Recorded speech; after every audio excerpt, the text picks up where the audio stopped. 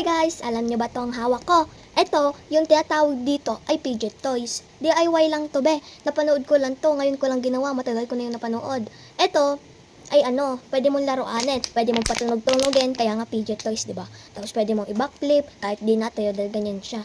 Ito, alam niyo ba kung paano to gawin? Ganito ang step.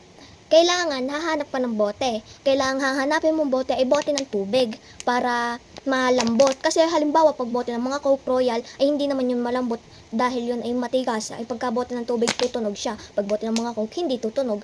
Tapos ganito, lalagyan mo ng paint. Pag nalagyan mo ng paint, basta kahit anong kulay gusto mo. Huwag niyo akong gayahin. Basta paint kahit anong kulay.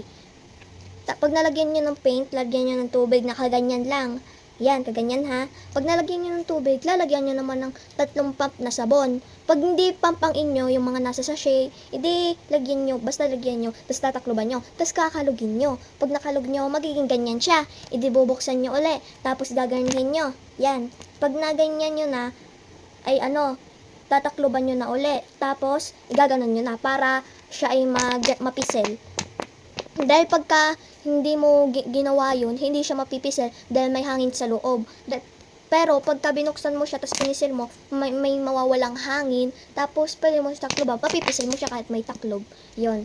Pwede kayong maghanap kahit deform na yung bote, basta basta bote ng tubig. Dahil pagka ginanon nyo, sadyang madedeform siya sadya. Dahil ginaganon nyo. Dahil ang nito sadya ay pinapatunog. Okay lang kahit deform, basta bote ng tubig. Okay, bye-bye!